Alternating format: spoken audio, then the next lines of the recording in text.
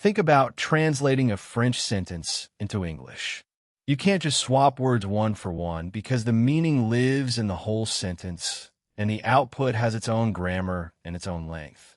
So a good model really needs to do two very different jobs. First, fully understand the input. Then, generate a fresh output that captures that meaning. What if we built one part of the network dedicated to reading and a second part dedicated to writing? That's exactly the encoder-decoder architecture, the original shape of the transformer, and it's still the best fit whenever the input and output genuinely differ. Let's take it apart. So why split the model into two halves at all? Here's the contrast. A single stack has to do everything at once, reading the input and producing the output with the same weights in the same pass. Understanding and generation get tangled together, and the model can never fully take in the whole input before it commits to writing, because it's building both at the same time. There's no clean place to inspect the model's understanding, since it's never truly finished before generation begins. This design splits those two jobs cleanly. One stack, the encoder, does nothing but read and understand the entire input.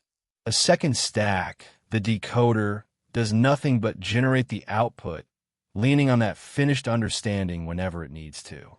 Each half gets to specialize at what it does best. So how does information actually move through the two stacks? Follow it one step at a time. The encoder reads the entire input at once.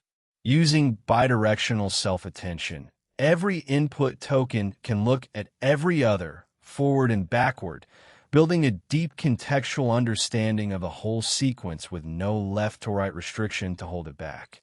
That freedom to look everywhere at once is what makes the encoder's grasp of meaning so thorough.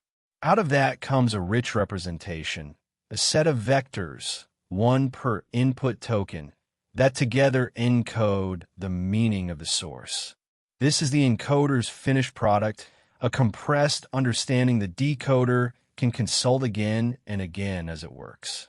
Now the decoder goes to work, and here's the bridge. Through cross-attention, each token the decoder is generating sends queries into the encoder's representation, pulling in exactly the parts of the input that matter right now. This is how the output stays anchored to the source. Finally, the decoder writes the output one token at a time. It uses causal self-attention over what it has produced so far, plus that cross-attention into the input. So each new word is conditioned both on the previous outputs and on the relevant source. Step by step, previous outputs feed back in, and the sequence grows until the model emits a stop signal. Strip it down, and three ideas define the encoder-decoder design. The encoder understands the input. It reads the whole source with bidirectional attention, so nothing about word order or generation constrains how deeply it can comprehend what it was handed.